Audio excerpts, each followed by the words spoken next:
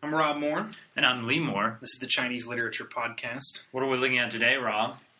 Well, we're looking more at a question today. Question? And the question is, why was one of the most popular books in the late Qing dynasty in China Uncle Tom's Cabin? Hang on. Uncle Tom's Cabin. That's American literature, right?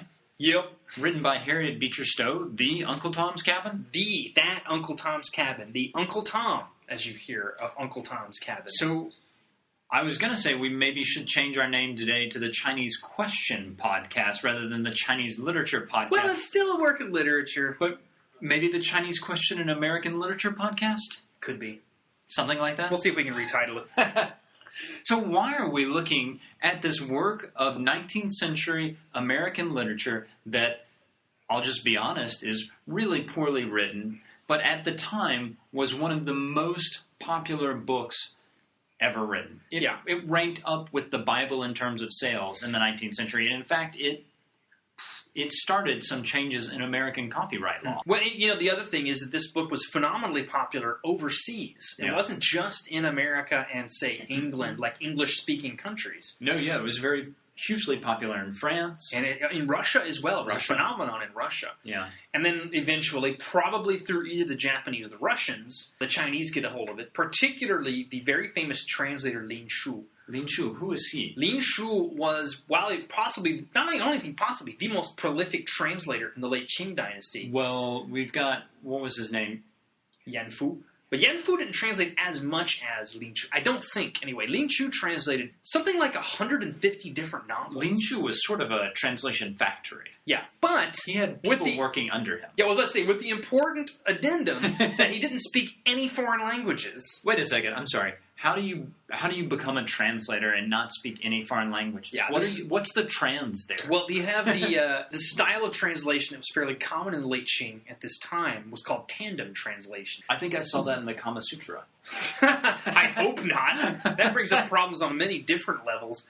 Tandem translation means you find someone who does speak the language and can read it. They tell it to you as the Chinese speaker in Chinese, and you, because your written in Chinese is so much better, you could sort of encode it in the written language of the time. Good written language. So this brings up a point that I often get asked. People ask, how long have, Chinese Malaysians, the Mahua, the Sino-Malaysians, been writing literature? And I say, well, they've been there, on and off for about 400 years, but they really didn't start writing stuff until, like less than 100 years ago is the kind of first real literary output. And people think that's strange. But what you've got to remember about all of these people who are going out of China is they tend to be from a fairly low class. And that's true of the people who knew how to speak English in the time of Lin Shu. Mm-hmm. A lot of them were converted to Christianity, and that's how they learned English or these other foreign languages. And oftentimes they did that because they were poor, and Christian churches provided medical care or food and things like that. The people who actually wrote Chinese well and wrote classical Chinese, which is an incredibly demanding language and it requires intense education over many years, those people were so high up in the system that they really depended on the Chinese imperial system and that kind of Chinese worldview that was married to it. So it's not that surprising that this tandem translation is happening, because the guys who know English are essentially like shady businessmen. And we should point out that the reason for this is because translation was seen as a very low occupation. Right. Up until the late Qing, like right by the turn of the century, you would only use a translator. Well, because you were communicating with people who were beneath you. I was about to say, culturally seen as beneath you. Right. Almost barbaric. There are points in history where Chinese culture is more open to foreign ideas. But generally the position, and this is not unique among the Chinese, but generally the position is we, the Chinese, are superior in every way, and our culture is awesome. Yeah. And everybody else is wrong. And this begins to change with the Opium Wars and the Western, I'll just say, intrusion into East Asia, beginning with Japan and then continuing with China. All of a sudden, there's this shock, and I don't even know how you can overemphasize how shocking it was that all of a sudden it's the barbarians who are dictating terms, who are setting up treaty ports on Chinese soil, not with Chinese permission, just saying this is the way it is and you can deal with it. The British refusing to stop selling opium. There's a whole litany of this kind of stuff. And there's something interesting going on because it's not the first time China has been invaded by foreigners. Of course, Mongols took over China in the 13th century, and they ruled China. They created a dynasty, the Yuan dynasty. In fact, the late Qing, the dynasty we're referring to, is ruled by Manchurians. But the Manchus and the Mongols both eventually kind of bought into that Chinese worldview. They didn't overthrow the system, they just became it. They were married to it. Now, this imperial intrusion is different. They're not playing by the Chinese rules. In fact, they don't even care about the Chinese They rules. don't know them. It's a sort of a direct reversal of the way the Chinese had been thinking about, Europeans as well. So, actually, we're above you. We are more powerful, more advanced, more civilized, so now you do what we say. And so all of a sudden it becomes extremely important to be able to communicate effectively with Europeans. And at first, there's this notion of, all we really need, though, is the technical aspect. We need the boats, we need the guns, we need whatever they've got. So is that what Yan Fu is doing? Well, Yan Fu was translating in 1895, just after the Sino-Japanese War, which the Chinese lost. The idea had been, we need technology, we need science. We don't need to know about it. We just need to have it sort of imported to us, and we'll just use it and it will be good. It's not. There's this understanding now that, perhaps what we need is a better understanding of the ideas. It becomes much more important to have translators who cannot just translate, say, blueprints or shipping documents, but who can actually translate philosophy or science or literature. Enter Lin Shu. Now, Lin Shu is translating both before and after Yan Fu. He's one of the first, if not the first, to start popularizing European and American literature in China, in translation. The choice of Uncle Tom's Cabin is an interesting one, because Lin Shu is a translator who's sort of all over the map. He translates a little bit of everything, from Washington Irving to Harriet Beecher Stowe, to Charles Dickens, to everything in between. Uncle Tom's Cabin is a fiercely topical novel. And the thing about Lin Shu's translation is that Lin Shu is not really translating it. He's modifying it so that it's a totally different novel to the point where it makes it more topical. So Uncle Tom is really actually a minor character in Uncle Tom's Cabin. In fact, we shouldn't even be calling it Uncle Tom's Cabin because that's not the Chinese name.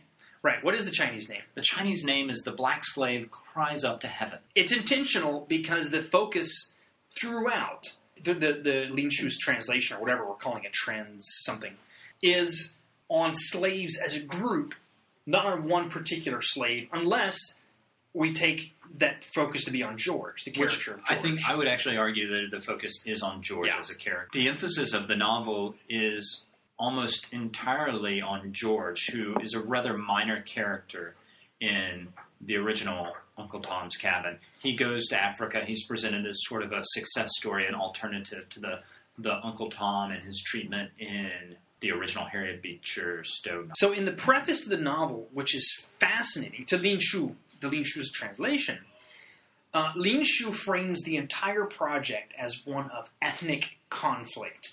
Not of conflicts within ethnicities or against even the specific idea of slavery, but you have the what he calls, and forgive me if the terminology is offensive to some, but he's the sort of the black race.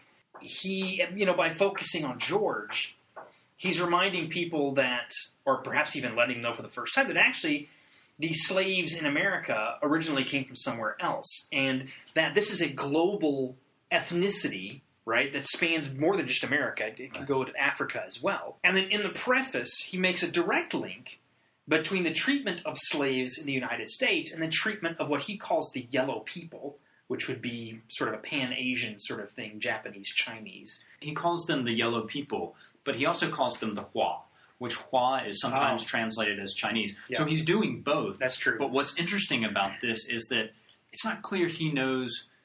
I mean, so we use the word China and Chinese that he is a Chinese whatever, Chinese person, a Chinese translator. But it's not clear that he is identifying himself that way. No. Equally, he is taking this concept of yellowness, and this translation was done, Lin Shu's translation was done, I believe, in 1902, 1903. It's after the Sino-Japanese War, but before the Japanese-Russian War. Mm-hmm. And he's actually advocating, to a certain degree in this preface, that all the yellow people need to get together and unite. Otherwise, they will essentially be turned into slaves. The whole point of this preface is that it says, this story is about how a race did not have a strong nation, and therefore they were enslaved. We, yellow people, or Chinese people, he's not clear on which one, but we do not have a strong nation. And we are getting enslaved. We are in the early processes of getting enslaved by these white people. And we say in the early stages of this, and this is crucially important because several years before his translation and publication of Uncle Tom's Cabin was in the United States in 1882, the Chinese Exclusion Act, which was the first governmental act passed against an entire ethnicity, essentially banning all immigrants from this ethnicity entering the first federal legislation.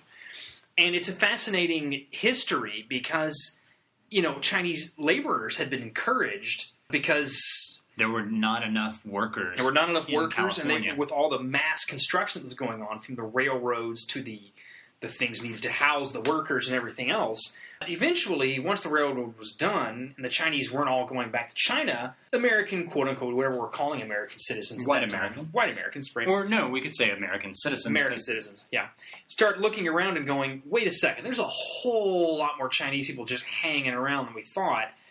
And so the government's way of dealing it was to ban all of them from sponsored by any more coming. Yeah. A senator. And it isn't California. fully repealed until 1943. It's on the books a long time. And it was only repealed officially because we were allies with China against the Japanese. So Lin Shu begins his preface with this thing firmly in his sights and goes, look, this is just the beginning. We are dealing already with just essentially being considered inferior. If we don't come together in some sort of national sense, we're going to be in a lot of trouble. They're concerned that by lacking a strong nation, they will essentially be enslaved like blacks were.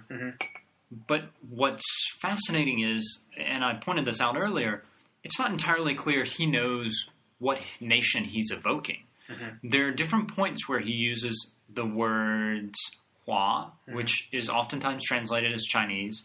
He uses the word Zhongguo, which is literally Middle Kingdom or middle of the kingdom, something like that. That's what the modern word for China is today. But he uses this kind of racial Huang, the yellow people, and he goes back and forth, and he's never really clear on what he is. And this brings in an interesting question, which is, if he's concerned about this, why translate a novel? What does that have to do with anything? If I said to you, look, we're on the point of being eliminated as a people, I'm going to write a novel. I think from our standpoint now, people would kind of snicker at that. Like, well, that's really going to do a lot. Great. Why don't you make beer or something? Something equally arbitrary. But you're right. At the time, there's not a firm definition for this. It's not like, say, right before and after the French Revolution, when there are questions about nation, but it's within a country and a linguistic tradition that is firmly established and has been for quite a while. Sort of.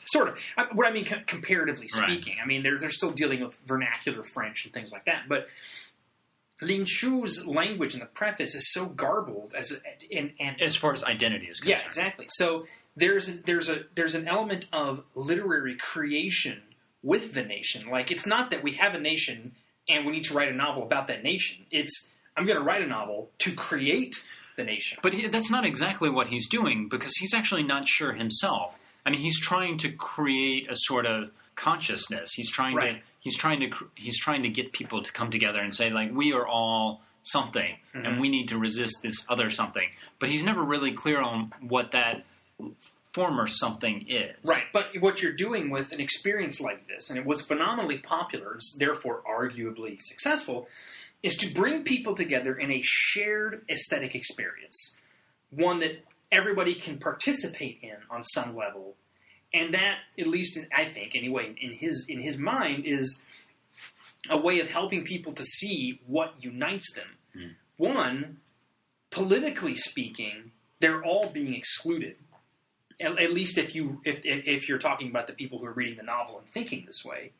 And two, being able to emotionally identify with these characters, especially the character of George, who, at least in Lin Shu's translation, is victorious and kind of a hero at the end, again gives someone, all this reading public, something to participate in and grab onto together. It's essentially trying to create a public, Benedict Anderson, the famous critic who wrote Imagined Communities, talks about the role that the novel plays in the creation of both Western and Southeast Asian nationalism. Mm-hmm. So I think what you're arguing is that essentially he is, what Lin Shu is doing with this translation is creating a nation. Or not literally in one fell swoop, but I can't think of any Chinese writers in this era who were like, look, I know what the Chinese nation is, I'm going to make it.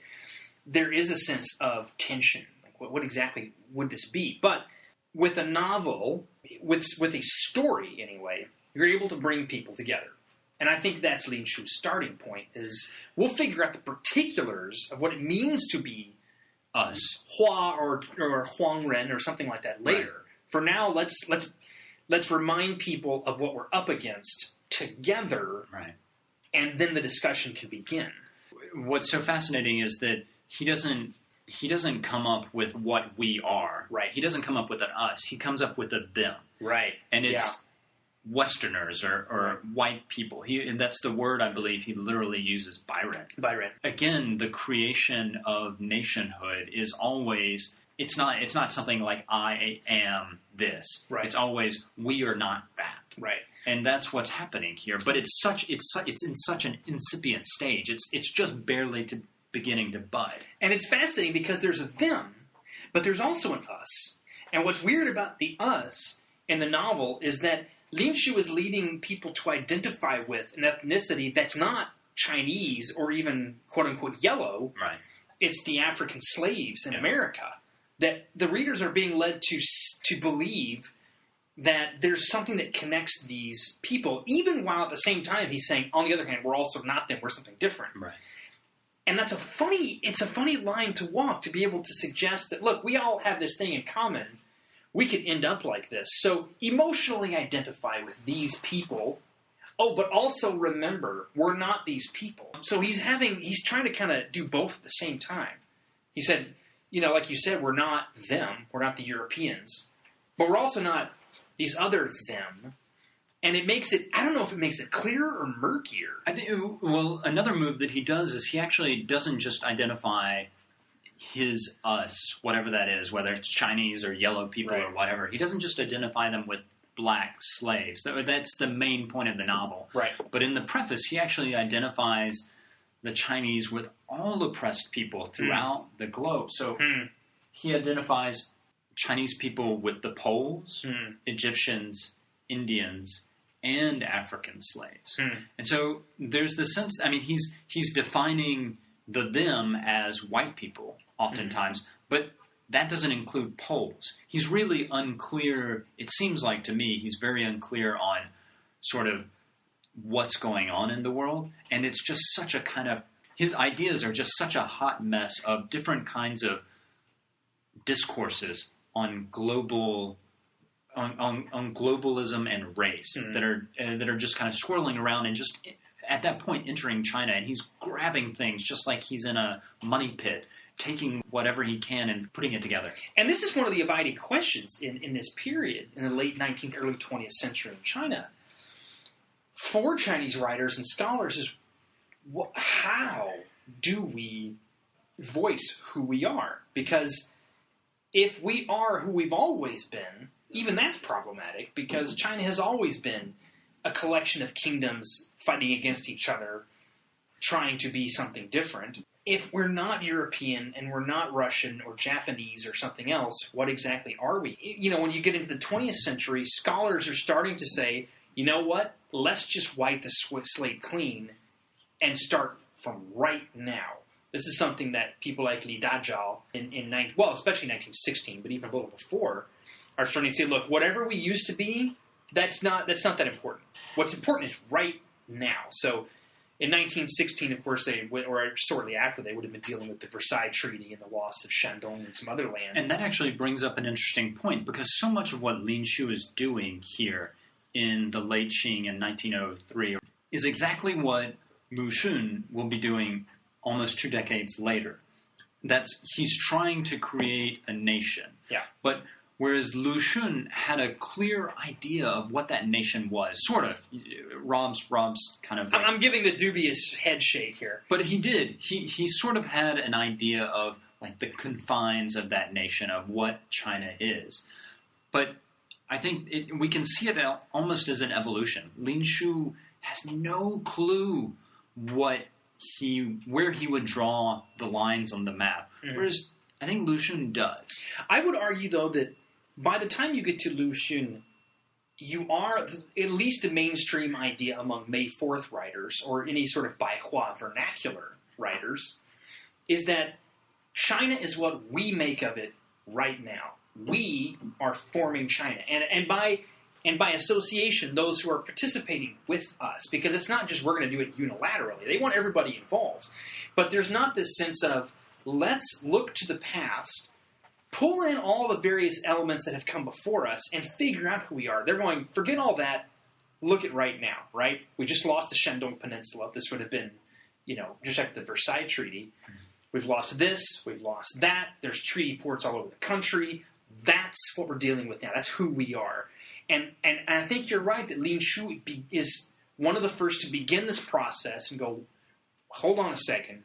Who are we? Like, he uses classical language. He's aware of the tradition. But at the same time, he says, what is important for us to remember, even as I'm using this classical language, is that right now, we're already being excluded from other countries, and even in some places on our own soil.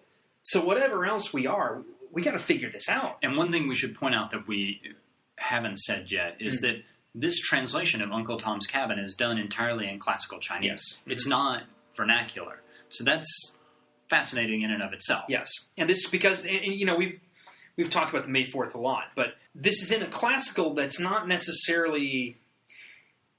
Well, there's different registers, obviously, of classical. This is not, I would say, high classical. This is a sort of a more accessible classical. To a certain language. degree, all classical is high classical. According to a certain viewpoint. But for the reading public at the time, right, they're reading fiction, which was definitely not, art with a capital A, but written in classical dialect that everybody could sort of access anyway. But you're right, that he's tapping into something much older as a way of expressing something newer. Right. And eventually, even that's wiped out.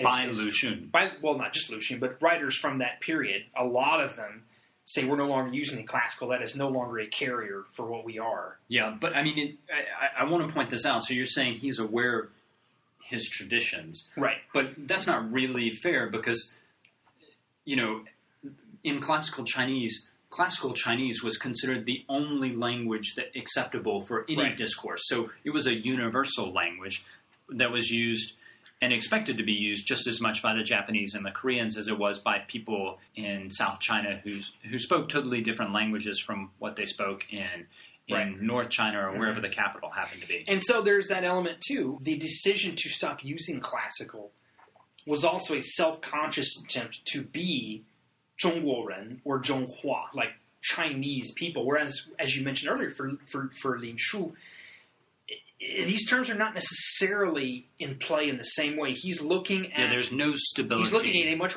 wider sense of what it means to be a nation and a people. Lin Shu does not know whether or not Japanese people are included in his us group. Yes. Whereas for Lu Xun, it's clear the Japanese are not in the us group. And his experience... Although he has great respect for them. He has great respect, but he also has quite a bit of criticism for them. Of course, Lu Xun, defines his Chineseness against Japanese in some way. And I would, start bringing this to a close. Yeah. One of the things that fascinates me about the Late Qing, and I wish more people would read about it, is that here is where you start seeing some of the conflicts that are still raging in China now about who are we as a group, right? Because when I was teaching there... In China, yeah. That question of what does it mean to be Chinese was extremely hard to answer because people were saying, well, as much as we admire and respect people like Lu Xun, there was something lost. Like, we do still read Du Fu and Confucius and people like that, but we're also not that.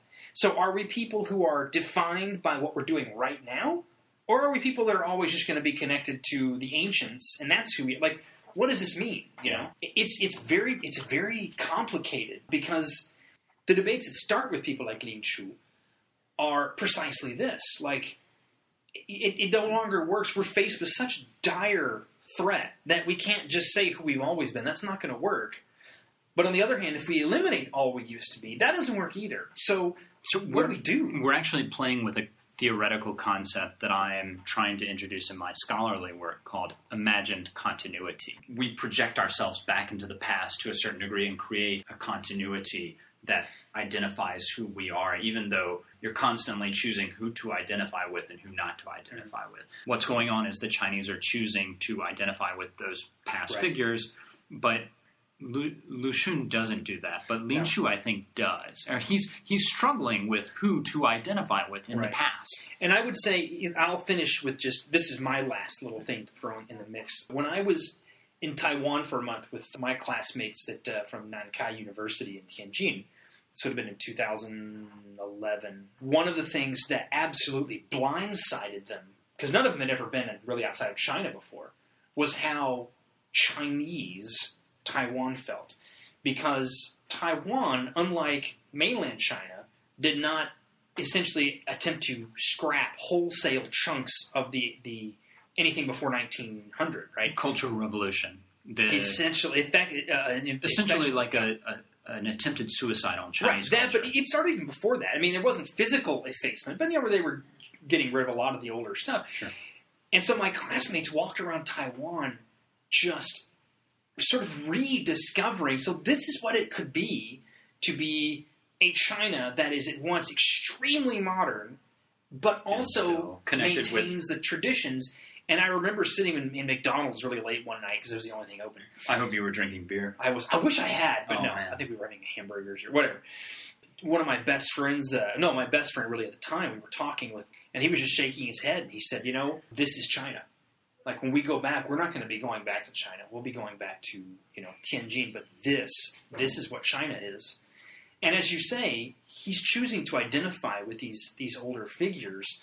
But it's such a hard thing to deal with when you are a member of a country whose initiation into the modern world, I mean, they went from the Opium Wars until roughly World War II before there was anything like even remote stability. And during that period, the tradition was either in flux or being destroyed. Now, so many people in China, at least in the younger generation, are going, what is it? Who are we exactly? And it's extremely moving. It can be even difficult sometimes to teach because you hear so much in classrooms in China about, it's such an inferiority complex. And you want to encourage people, but what do you say? What do you do? It seems like kids today in China, more so than in the U.S., I would argue, are disconnected from that history, and they don't know that history. I'm going to end with this. Yes. A little anecdote. Yes. So yesterday, I gave a final exam, and I was required to do a study session. And I was doing this, and we were talking about kind of modern Chinese literature, and they were going over it. And two of my Chinese students started talking, and one of them turned to the other, and I kid you not, said, Mao Zedong, 他是共产党还是国民党? Oh my goodness gracious. So I'll translate what he just said. So the question he asked was Mao Zedong a member of the Nationalist Party or the Communist Party? Yeah, was he a member of the CCP or the KMT? I can't remember. Oh my goodness. Wow. Oh goodness. We should close on that note. Yes, we should. So I'm Rob Moore. And I'm Lee Moore. And this is the Chinese Literature Podcast.